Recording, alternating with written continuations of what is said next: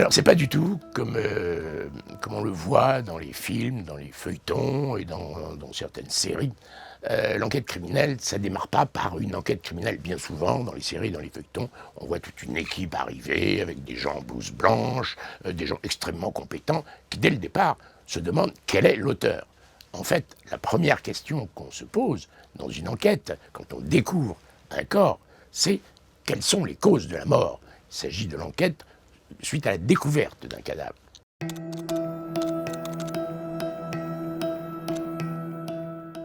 Comment concrètement les choses se passent-elles?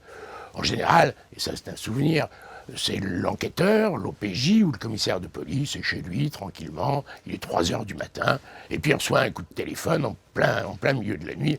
Le gardien de la paix qui fait office de standardiste lui dit « Patron, je vous dérange pas ?»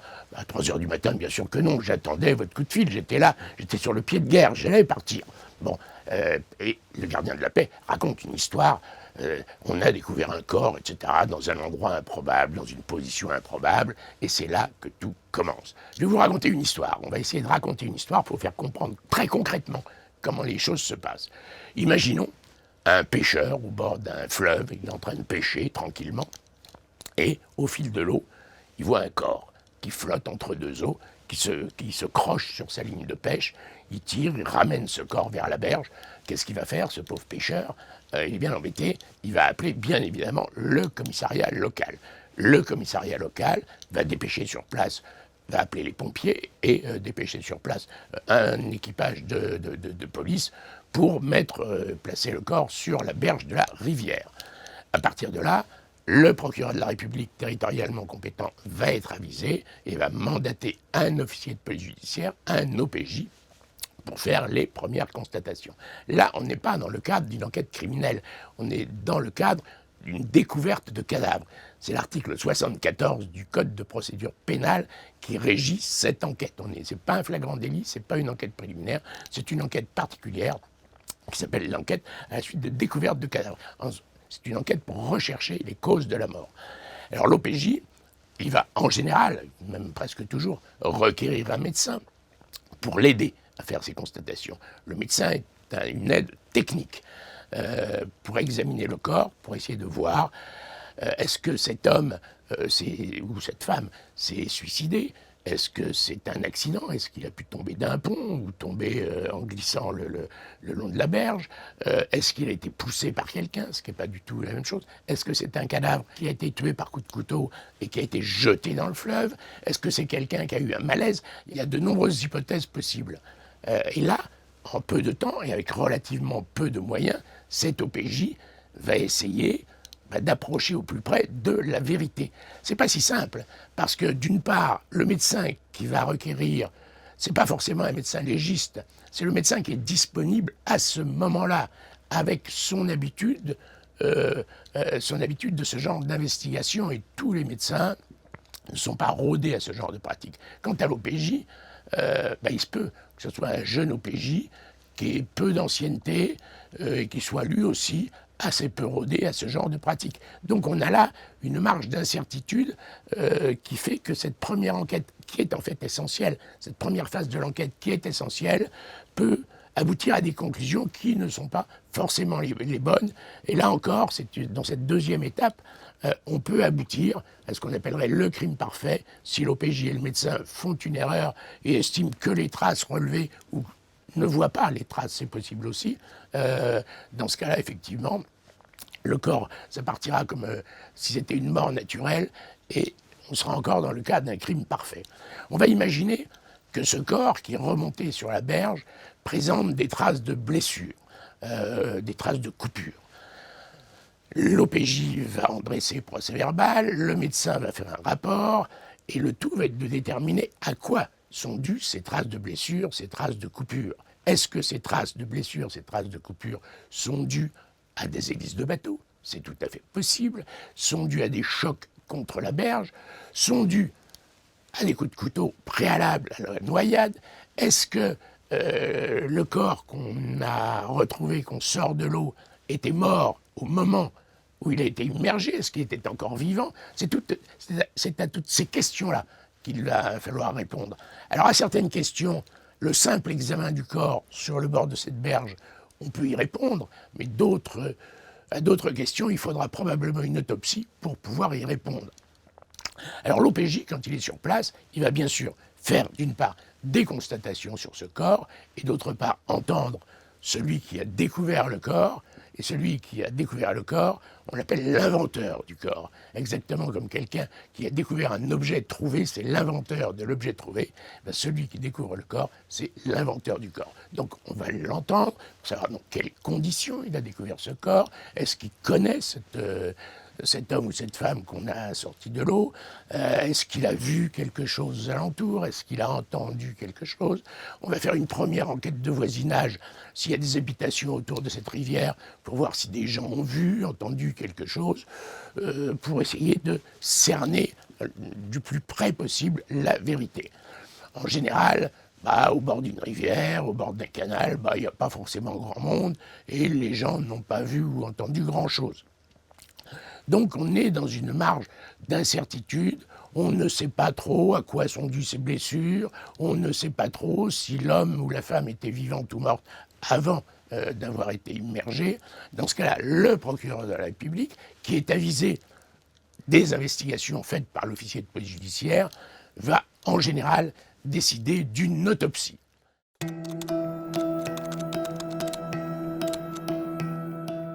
Alors là, le corps va être emmené sur réquisition dans un endroit à Paris, c'est l'IML, là c'est une médico-légale. En province, il n'y a pas d'IML partout, ça peut être dans un centre hospitalier, pour qu'une autopsie soit pratiquée. C'est ça, l'autopsie est pratiquée sur instruction du procureur de la République, toujours dans le cadre de cette enquête d'essai. Donc le procureur de la République va mandater un médecin légiste, et là ça sera un médecin légiste, un vrai médecin légiste, quelqu'un qui a l'habitude de procéder à des autopsies, qui va être, entre guillemets, saisi, et à qui on va demander d'examiner ce corps. L'autopsie sera réalisée dans les jours qui suivent la découverte du corps. Il y aura d'abord aujourd'hui une autopsie virtuelle, c'est-à-dire un examen radiologique, une IRM du corps, et ensuite une autopsie réelle, c'est-à-dire une découpe du corps, pour examiner de manière précise les blessures. Est-ce qu'elles sont dues à des coups de couteau? Est-ce que c'est les pales d'une hélice, etc. Ça, on arrive à le déterminer au cours de l'autopsie. On déterminera aussi si l'homme ou la femme était vivante ou morte au moment où on l'a trouvé dans l'eau, d'une manière extrêmement simple. Est-ce que la victime a ingéré ou non de l'eau? Est-ce qu'elle a de l'eau dans les poumons ou non? S'il y a de l'eau dans les poumons, c'est qu'il y a une noyade, c'est que la victime était vivante au moment où elle est tombée, où elle a été poussée dans l'eau. S'il n'y a pas d'eau, c'est qu'elle était déjà morte. Donc là, on évolue petit à petit vers la résolution de cette première question. Quelles sont les causes du décès? S'agit-il d'un décès accidentel, d'un décès provoqué, c'est-à-dire d'une mort naturelle ou d'une mort criminelle? Je crois que c'est l'essentiel de la question à laquelle il faut répondre. Il arrive que malgré l'autopsie débouche sur ce qu'on appelle une autopsie blanche. C'est-à-dire que le médecin légiste n'arrive pas à déterminer quelles sont les causes du décès.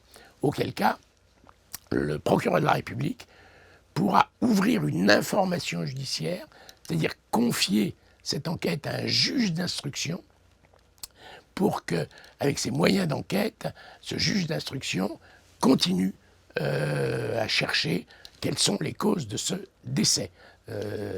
C'est assez rare. C'est quand même assez rare. Mais enfin, ça arrive.